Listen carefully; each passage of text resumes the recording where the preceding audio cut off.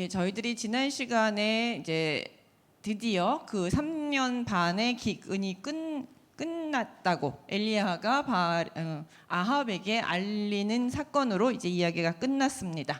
그 사건 중에서 우리는 새로운 사실들을 알게 됐죠. 엘리야는 자기만 하나 남았는 줄 알았는데 아합 이스라엘 땅에 하나님께서 또 오바댜라는 인물을 통해서 선지자 100명을 살려놓고 계셨다라는 것. 그러니까 하나님을 믿는 자들은 하나님께서 어떤 방법으로든지 은혜를 베푸시고 돌봐 주신다는 사실들을 엘리야에게 알려주셨고, 하나님은 하나님의 백성을 늘 지키시는 분이라는 사실을 다시 한번 엘리야도 확인하고 우리 모두도 확인할 수 있었습니다. 오늘은 이제 그 가장 유명한 엘리야 이야기하면은 불을 내리소서. 저는 그 찬양 정말 좋아요. 엘리야의 하나님은 나의 하나님. 그 찬양 아시죠? 찬양 그 성가곡이요. 엘리야의 하나님은 우리의 하나님 할 때 그 찬양을 정말로 좋아하는데 오늘은 바로 그 부분입니다. 지금 읽은 대로 아합에게 이제 그 1대 850 혹은 여기서 지금 읽을 때 1대 450명의 그 대결을 제안합니다. 나는 내가 여호와께 나 하나와 그 다음에 바알 선지자들 450명이 다 같이 놓고 제단에다가 소를 각각 떠서 각각의 제단을 만들어 놓고 거기서 기도를 했을 때 그 기도에 응답하는 신이 참 신이다 라는 대결을 하자라고 이야기를 제안을 했습니다. 그에 대해서 아합이 그거 좋다, 백성들도 그거 좋다라고 이제 응답을 하게 됩니다. 그거 좋은 제안이다. 우리가 진짜 누가 참신인지 이참에 한번 밝혀보는 것도 나쁘지 않겠다 하면서 그 제안을 하게 됐고, 아합이 그 제안을 받아들여서 그 바알 선지자들을 모으게 됩니다. 그래서 이제 간 곳이 갈멜산이죠. 갈멜산에서 이제 그런 대결이 펼쳐진다라는 사실들을 알게 되니 백성들이 다 모이게 됩니다. 온 나라에 이제 그 사마리아와 이곳에 이제 소문이 다 났겠죠. 그래서 좋은 엄청난 대결이 이루어진다라는 소문이 일어나게 됐고, 그 소문을 듣고 많은 사람들, 모든 백성이라고 할 정도로 사마리아에 있는 모든 이스라엘 백성들이 모이게 됩니다. 그 모인 백성들에게 이제 엘리야가 이 사건을 기도를 하기 전에 먼저 이야기를 합니다. 이 사건이 왜 일어나게 됐는지, 왜 지금 이런 기근들이 일어나게 됐고 지금 이 사건이 의미하는 것이 무엇인지, 왜 이런 대결을 하게 됐는지에 대해서 설명을 해줍니다. 그것이 뭐냐면 너희가 어느 때까지 둘 사이에서 머뭇머뭇하려느냐. 여기서 이제 그 우리말로는 머뭇이라고 번역을 했지만 원어로 따지면 절뚝거리다예요. 그거는 쩔뚝거리다라는 뜻인데, 이게 뭐냐면 이쪽 방향 필요할 때는 이쪽 방향으로 갔다가 또 이쪽 방향으로 갔다가 이쪽 갔다 저쪽 갔다 왔다 갔다 하면서 이게 걸음걸이가 이렇게 똑바로 가야 되잖아요. 근데 인생 그들의 그 삶의 방향이 하나님한테 이렇게 똑바로 가는 게 아니라 이쪽으로 갔다가 저쪽으로 갔다가 하면서 계속 쩔뚝거리고 걸어가는 그 모습을 표현하고 있습니다. 그러니까 자기 편할 대로 바알도 붙었다가 여호와한테도 붙었다가 여호와한테 그건 여호와한테 붙은 게 아니죠. 여호와 쪽으로 간 게 아니죠. 그런 식으로 방향을 못 잡고, 그러니까 요 표현을 통해서 알 수 있는 표현이 이제 우리 상징하는 것 중에서 그 여호수아에게 주신 말씀이 있죠. 여호와의 말씀, 두려워하지 말라, 놀라지 말라, 내가 너와 함께하리라. 그래서 좌우라 우로라 치우치지 말고 오직 여호와의 말씀대로 곧게 행하라 라는 말씀을 하나님께서 주셨죠. 근데 지금 현재 이스라엘 백성들의 삶의 모습은 곧게 가는 것이 아니라 이쪽 저쪽 좌우로나 계속 치우치면서 흔들흔들하면서 가고 있는 모습을 보여줍니다. 설명합니다. 너네가 언제까지 그러느냐? 너네가 진짜 하나님을 하나님이라고 섬기고 있느냐?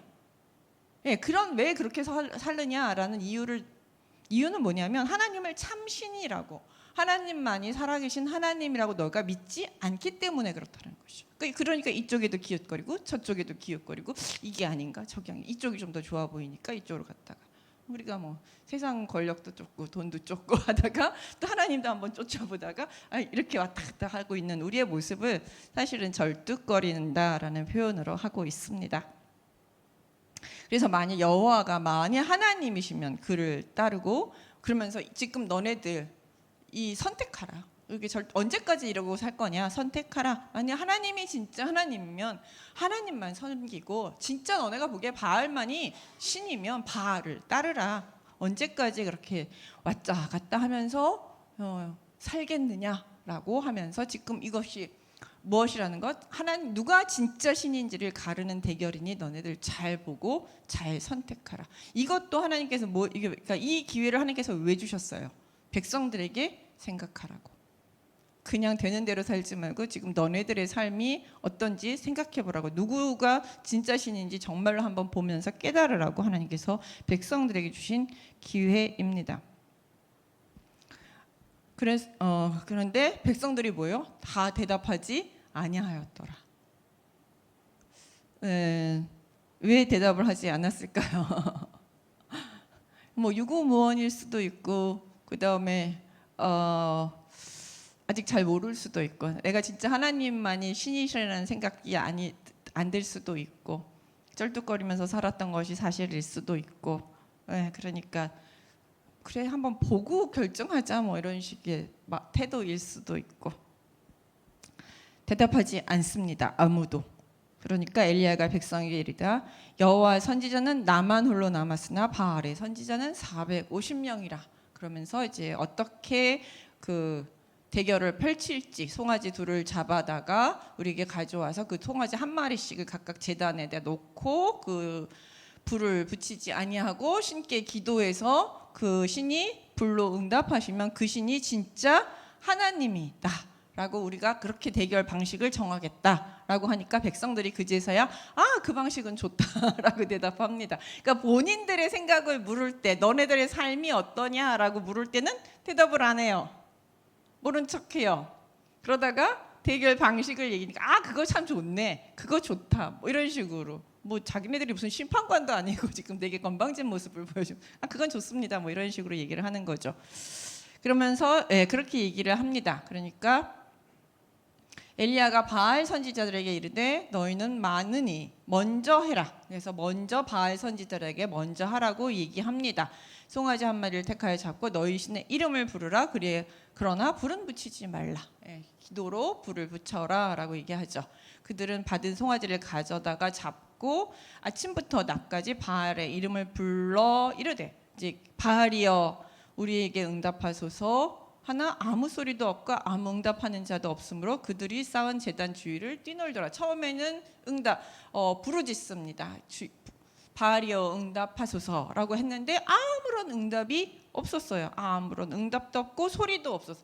지나가는 휙 하는 소리조차도 그런 소리조차도 없었다. 그러니까 이제 뭐 하냐면 뛰놀기 시작합니다. 이제 신을 왜 뛰노느냐 하면 처음에 이렇게 이 고대 신들은 여기서 지금 뒤에 보시면 엘리야가 조롱을 하거든요. 야 니네 신 자고 있는 것 같으니까 빨리 좀 더 깨워라 이런 이야기를 하는데 신들의 응답을 받기 위해서는 여러 가지 행동들을 많이 해야 합니다. 사실은 신이 딴짓하고 있다가 신이 뭐 잠자고 있든지 딴짓하고 있든지 간에 하고 있는데 그 신의 관심을 끌기 위해서 소리를 지르기도 하고 여기서부터는 막 뛰놉니다. 막 소리 지르고 춤추면서 이제 막 뛰노는 거죠. 그래서 신을 흥분시키고 깨우는 겁니다. 고대 신들은 그런 의식들이 있습니다. 그래서 응답이 없으므로 그들이 쌓은 제단 주위에서 뛰놀면서 정오에 이르되 뛰노랍니다. 여기서 이제 그냥 뛰논다는 게 아니라 여러분 혹시 옛날에 요즘은 잘 안 돼. 그 아프리카 같은 데 가면 제의적 춤추는 거 아시죠? 춤추는 거 보셨어요? 제의적 춤. 왜 보면 북소리 막 치고 북소리 막 내고 소리 내면서 막 방울 울려가면서 무당 굿할 때도 그런 거 하는 것 같기는 하네요. 막 울려가면서 막 무당이 춤추잖아요. 그런 거를 이야기합니다. 그러니까 막 엄청난 소리로 울리고 징 울리고 꽹과리 울리고 북 울리고 이제 막 소리 질러가면서 온 칼춤을 추는 그런 모습을 여러분들이 상상하시면 됩니다. 너무 아름답게 이렇게 덩실 추는 게 아니죠. 그렇게 함으로써 신을 깨우는 겁니다. 신을 깨우고 흥분시켜서 신이 응답하게 만들어내는 그런 의식들, 퍼포먼스들을 하고 있는 것이죠. 근데 그렇게 정오까지 하는데 응답이 없어요. 그러니까 엘리야가 그들을 조롱하여 이르되 큰 소리로 부르라. 그는 신인즉 묵상하고 있는지, 혹은 그가 잠깐 나갔는지, 혹은 그가 길을 행하는지, 혹은 그가 잠이 들어서 깨워야 할 것인지 하매, 야, 니네 신 지금 여기 없는 것 같다. 야, 좀 더 큰 소리 내서 깨워야 되지 않겠냐? 딴 동네 갔는데 빨리 이쪽으로 불러내야 되지 않겠느냐?라고 이제 이야기를 하죠. 여기서 보면 이제 듣지 않는 신, 묵상하느라고 듣지 않는 신, 잠깐 나간 신, 그 다음에 다른 곳에 있는 신, 이런 것들을 얘기하는 게 이제 고대 근동 신들은 장소에 제한이 있습니다. 장소에 제한이 있어서 이곳에 있다가 저쪽으로 움직이기도 하지만 이쪽이 없기도 합니다. 그러니까 그런 것들을 여기서 지금 조롱하는 겁니다. 너네들의 신은 그렇게 제한이 있지 않느냐. 그리고 이제 여기 하나님하고 여기 딱 대조가 되는 모습이에요. 그리고 하나님은 눈동자 같이 우리를 보호하시고 눈을 깜빡 침을 꼴깍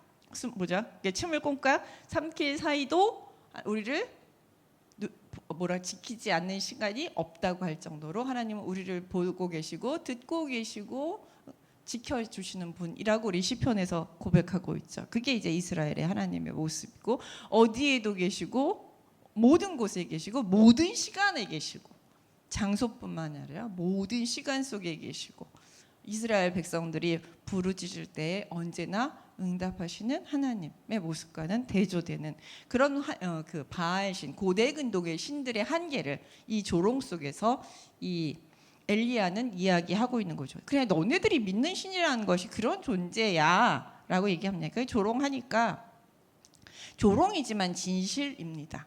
진실이 담겨 있죠. 그러니까 그들이 더 큰 소리로 부르고 그들의 규례를 따라 피가 흐르기까지 칼과 창, 이제 여기서 이제 피를 흘리는 것은, 이 피를 통하는 것은 이게 헌신이죠. 몸에 상처를 내므로써, 자신의 피를 내므로써 신의 이름을 불러냄으로써 내가 신께 이렇게 헌신하니 주여 나의 생명까지 바치면서 당신을 부르니 주여 그 신이여 응답하소서라는.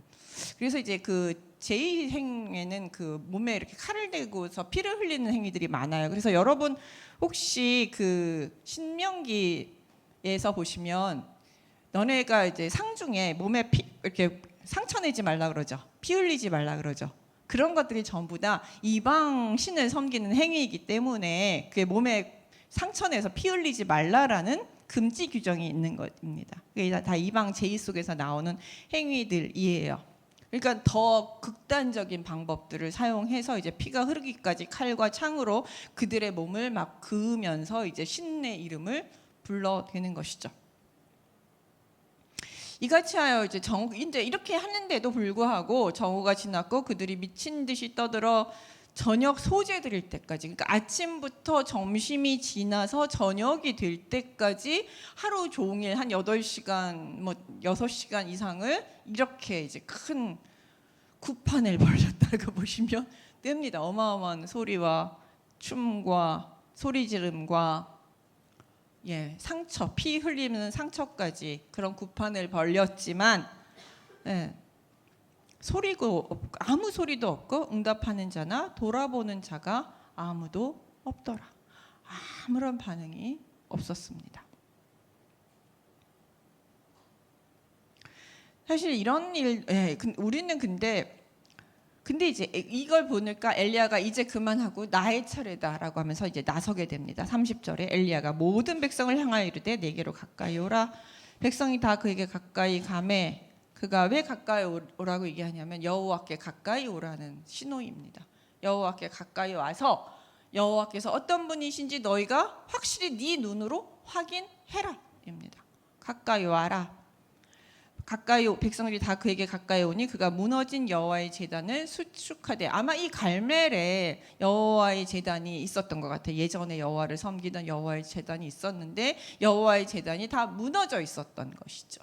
여호와의 제단을 다시 12개의 돌을 가지고 여호와의 제단을 다시 세운다는 것은 무너졌던 이스라엘의 예배 제의를 다시 한번 재건한다라는 의미를 갖습니다. 그러니까 무너져 있었다라는 것은 이미 여호와 신앙이 무너졌다라는 것을 상징하는 것이고, 엘리야가 이걸 다시 세운다는 것은 다시 여호와의 신앙을 다시 회복하기 위한 상징적인 행동입니다. 그리고 12개의 돌이죠.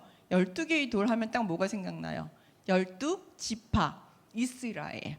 12지파 이스라엘 하면은 이스라엘의 정체성이 어디로까지 갑니까? 야곱의 12아들. 그러면 우리가 누굽니까? 하나님의 선택된 백성. 우리의 존재가 무엇인지를 다시 한번 생각해 보는 것이죠. 우리의 존재는 아브라함을 하나님께서 선택하셨고 그에게 약속을 주셔서 야곱을 통해서 12아들이 됐고, 그를 통해서 12민족이 12지파가 됐고, 애굽에서 저희가 살았고, 그러다가 애굽에서 살게 됐고, 애굽에서 살던 우리를 하나님께서 출애굽시켜 주셨고, 그 12라는 숫자 안에는 온 이스라엘이라는 개념이 들어가면서 이스라엘이 어떤 민족인가라는 그런 것들을 다시 한번 생각해 볼 수 있는 계기가 되는 것이죠. 상징적인 온 이스라엘은 상징적 숫자이지만 또 한편으로는 이스라엘의 역사, 우리가 누구인가라는 것을 기억하게 하는 숫자이기도 합니다. 그래서 12개의 돌로 제단을 다시 쌓고, 그 다음에 이제 도랑을 만들죠. 깊은 도랑을 만들고, 이 도랑은 한 30리터 정도 물이 들어갈 수 있는 정도의 도랑을 크게 만듭니다. 그리고 나무를 버리고 송아지 각을 떠서 나무 위에 놓고 통 넷에 물을 부어, 그게 이제 한 30리터 정도, 상당히 많은 양이에요. 30리터 하니까 2.2리터짜리 페트병 15개는 부어놓은 정도로 상당히 많이 부었습니다. 왜냐하면 기적을라는 것을 확실하게 보여주기 위해서. 왜냐하면 지금 땅이 되게 건조하죠. 건조한 땅에서는 불씨가 잘 일죠. 캐나다나 호주나 이런 것들이 거의 자연 발화처럼 고온되며, 고온다 건조하면 자연 발화도 많이 일어나거든요. 그러니까 이렇게 물을 엄청 많이 붓는 것은 자연 발화라는 의혹을 전혀 없앨 뿐만 아니라 조그만 불씨 가지고는 붙지 않는다라는 것. 그래서 엄청난 불이 있어야만 이것이 불이 붙어서 태울 수 있다라는 것을, 그러니까 하나님의 능력임을 확실하게 보여주기 위한 하나의 수단인 것이죠. 그러니까 불가능한데 하나님은 하실 수 있다라는 것을 우리가 보여주기 위해서 이제 이렇게 하십니다. 근데 우리가 이제 하나님의 은혜를 경험하다 보면 인간의 눈에 불가능해 보이는 상황 속에서 하나님의 능력을 경험할 때가 많아요. 인간 눈에 가능해 보일 때 느껴지는 은혜는 별로 은혜로 안 와닿아. 그럴 수 있지. 이렇게 되거든요. 근데 이제 불가능해 보이는 상황 속에서 받아들여지는 은혜, 기적, 이걸 우리는 진짜로 기적으로 받아들입니다. 그렇기 때문에 이제 그렇게 물을 잔뜩 부으면서 이제 기도 드리기 시작합니다. 부은 후에 기도 드릴 때에 엘리야가 나아가 말하되 아브라함과 이삭과 이스라엘의 하나님 여호와여. 그래서 조상들의 하나님의 이름을 부릅니다. 이걸 통해서 아까 12개의 돌처럼 우리 존재가 어떤 존재인지 다시 한번 상기시키는 것이고, 하나님이 어떤 분이신지 백성들에게 다시 한번 알려주는 겁니다. 주께서 이스라엘 중에 하나님이신 것과 내가 주의 종인 것과 내가 주의 말씀대로 이 모든 일을 행하는 것을 오늘 알게 하옵소서. 여호와여 내게 응답하소서. 여기서는 이스라엘이 하나님의 여기에 계신 것, 지금 이 사람들은 하나님이 계시다고 생각하지 않기 때문에 자꾸 바알 쪽으로 가고, 세상을 의지하고, 물질을 의지하고, 권력을 의지하고, 누군가의 다른 것들에 의지하려고 자꾸 가는데, 하나님 당신이 살아계심을 이 백성들이 알게 하여 주옵소서. 그리고 내가 사기꾼이 아니라, 가짜가 아니라 진짜 주의 종임을 보이게 하여 주옵소서. 그리고 하나님이 기근도 주셨고 기적도 주시고 이스라엘 백성에 은혜도 주시는 분이라는 것을 내가 한 말들이 다 사실임을 하나님 알게 하여 주옵소서. 여호와여 내게 응답하소서. 내게 응답하소서. 이 백성에게 주 여호와는 하나님이신 것과 주는 그들의 마음이 되돌이게 돌이키심을 알게 하옵소서. 아멘. 그러니까 여호와의 심을 알게 하옵소서. 이 기적을 통해서 여호와가 하나님, 참 하나님을 백성들이 알고 그 백성들의 마음이 돌이킬 수 있게. 이 목적이 이거예요. 이 기적의 목적은 하나님의 능력만을 보여주는 것이 아니라 능력을 보여주실 땐 꼭 목적이 있어요. 뭐예요? 여기서는 하나님께 마음이, 백성들의 마음이 다시 탁 돌아설 수 있게. 지금 삐딱삐딱 하고 있는 이 백성들의 이 하나님께로 마음이 향하여지고 똑바로 갈 수 있게, 하나님 당신이 진짜 하나님이심을 이 백성에게, 살아계신 하나님이심을 이 백성에게 보여주옵소서라고 기도하는 것이죠. 이에 여호와의 불이 내려서 번제물과 나무와 돌과 흙을 태우고 또 도랑에 물을 핥은지라. 모든 백성이 보고 엎드려 말하되 여호와 그는 하나님이시로다. 여호와 그는 하나님이시로다. 그 기도, 아주 담백한 기도에 하나님의 응답을 보고 백성들은 뭐라고 드디어 알게 됩니다. 여호와만이 진짜 하나님이구나, 여호와만이 참 신이구나 라는 것을 알게 됩니다. 여호와는 참 신이세요. 엘리야의 기도와 그 바알 선지자들의 기도를 보면 우리가 알 수 있죠. 누가 진짜인가는 거대한 퍼포먼스나 많은 인원이나 많은 힘이나 이런 것들로 구분되지 않습니다. 근데 우리는 자꾸 거기에 속아요. 뭔가 많은 사람이 있고, 뭔가 많은 권력이 있고, 뭔가 퍼포먼스가 뛰어나고, 뭐 빛과 번쩍하다든지 소리가 크다든지 여러 가지 뭐 많은 사람들이 외친다든지 뭐 아는 피를 흘리는 거친 뭐 희생 같은 모습들이 보인다든지 뭔가 이런 것들이 있으면 거기가 진짜인 것 같은데 속아요. 그러나 하나님은 거기에 응답하시지 않으셨죠. 그런 것들은 다 뭐예요? 껍데기라는 것이죠. 그 알맹이가 없기 때문에 껍데기만 요란한 거예요. 우리가 속이 허하면 더 겉으로 지장하듯이 알맹이가 없기 때문에 겉으로 휘황찬란함으로써 사람들의 눈을 속이는 겁니다. 마음을 빼앗는 겁니다. 그걸로 현혹을 시키는 거예요. 그게 진실이 아니기 때문에. 근데 거기에 속아야지만 자신들의 말을 듣잖아요. 그렇기 때문에 그렇게 현란한 기술들을 사용하는 것이죠. 그러나 우리 하나님은 엘리야의 기도처럼 간절한 기도, 응답하소서, 응답하소서, 간절히 엎드려 이 백성이 하나님이 살아계심을 알게 하옵소서. 이 백성이 아니라 저희가 기도할 땐 그렇겠죠. 하나님이여 응답하소서, 응답하소서. 내가 진짜로 하나님이 살아계심을 깨닫게 하옵소서. 내게 하나님의 살아계심을 보게 하옵소서. 우리가 정말로 내가 이제 하나님의 살아계심을 믿고 날마다 사시는 분들은 이런 기도가 필요가 없을지 모르겠지만, 우리가 자꾸 잊어먹어요. 하나님이 살아계시다는 사실, 우리의 모든 걸 보고 계시다는 사실, 우리의 기도를 듣고 계신다는 사실, 우리의 모든 걸 책임져 주신다는 사실들을 자꾸 잊어먹어요. 내가 자꾸 뭔가를 하려고 해요. 그러다가 낭망해요. 제가 이제 어저께 그러니까 지난주에 뭐 하다가 이제 어떤 예를 들었는데, 우리가 하는 일들은 뭐가 같냐면 망치 들고 정 들고 콩콩콩콩콩콩 땅을 파도 삽으로 이렇게 콩콩 삽질하는 수준이지만, 우리가 하나님께 기도할 때는 하나님께 포크레인 가지고 푹 퍼주신다는 거죠. 내가 망치로 깨면서 이게 깨질까? 이게 될까? 삽으로 이렇게 파면서 내가 어느 세월에 이걸 다 하지, 이게 될까? 그래도 중간에 낙담한다는 거죠. 하나님께 기도하면서 하나님의 살아계심을 믿고 기도하면 하나님께서 어떻게 하신다는 거예요? 포크레인으로 푹 퍼주신다. 이게 우리의 기도예요. 그게 우리가 하나님의 살아계심을 믿는 것이에요. 내가 할 수 있는 건 별로 많지 않습니다. 사실은 내가 아무리 저희가 이제 여성 안수 얘기를 할 때마다 정말 갔다 오고 나면 너무 좌절이 돼요. 이렇게 여러 가지 집회나 아니면 이제 이렇게 간담회나 이제 교회 총회 목사님들을 만나고 오면 되게 낙심이 되고 이렇게 깔아앉아요. 뭐 내가 이렇게 계속 돌 던져봤자 계란의 바위치기인데 이게 뭐 되겠나?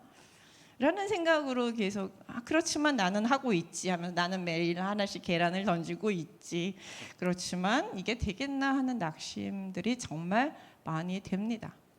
그런데 그 이야기를 들을 때 저희 마음속에서도 마찬가지로 그래 하나님이 푹 퍼주시면 되겠지 라는 생각이 저희 마음속에 들면서 저희 마음에 또 기쁨이 있었거든요. 그래서 여러분들하고 나누는 것입니다. 엘리야가 기도를 그렇게 합니다. 엘리야의 기도가 바로 그것이죠.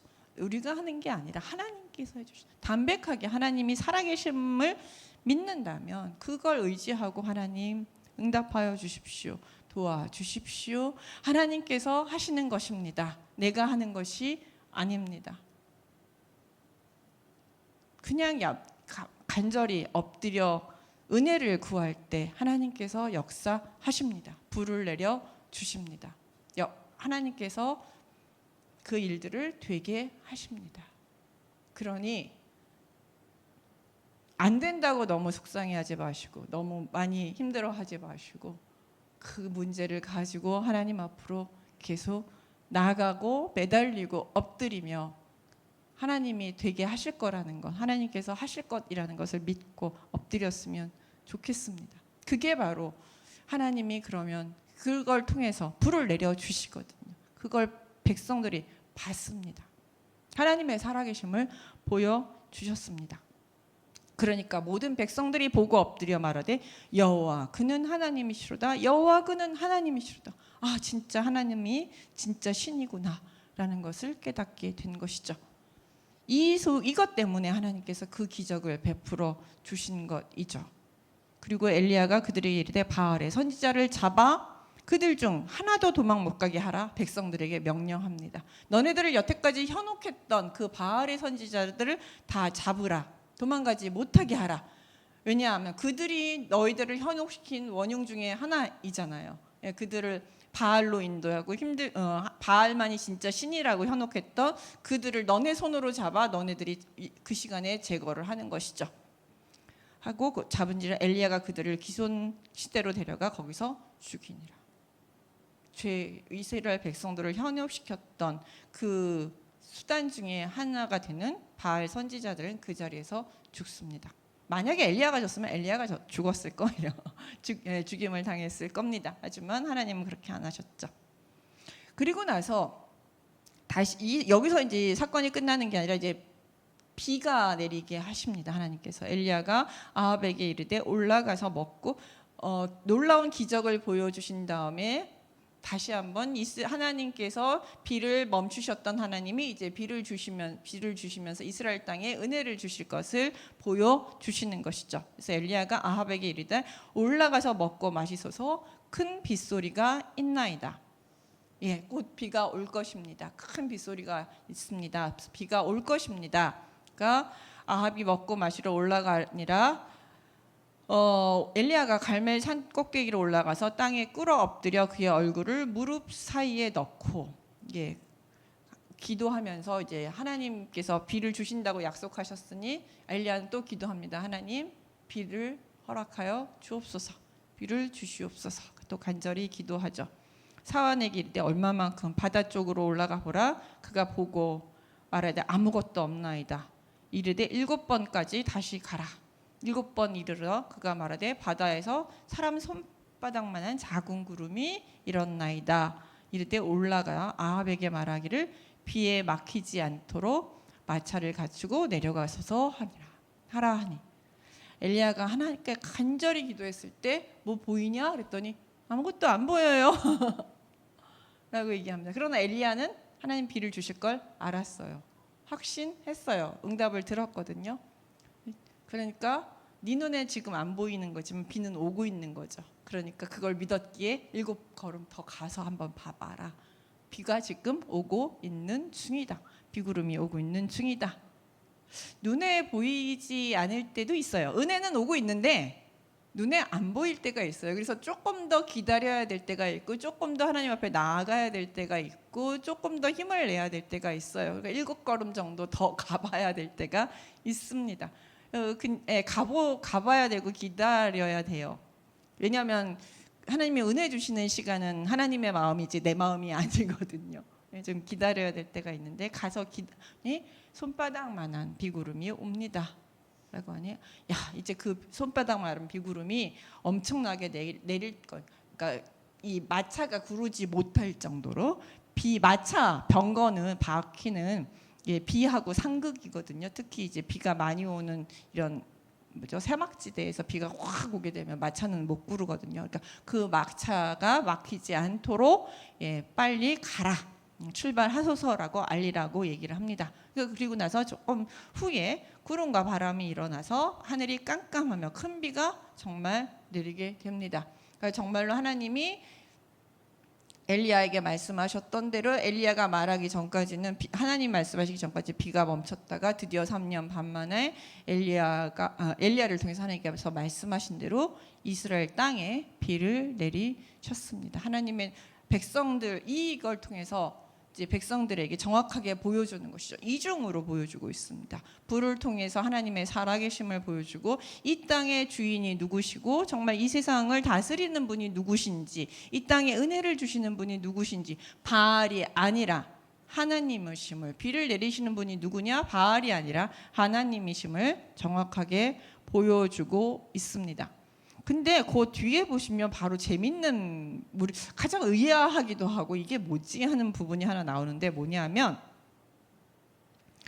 큰 비가 내리는지라 아합이 마차를 타고 이스라엘로 가니 여호와의 능력이 엘리야에게 임하매 그가 허리를 동이고 이스라엘로 들어가는 곳까지 아합 앞에서 달려갑니다. 마차보다도 더 빨리 갑자기 여호와 영이 엘리야에게 확 임해서 마차보다도 더 빨리 슈퍼맨처럼 마차 앞을 달려가고 있는 엘리야의 모습이 여기서 이제 나타나요. 참 이게 좀 생뚱맞은 부분이 있습니다. 이거 왜 있지?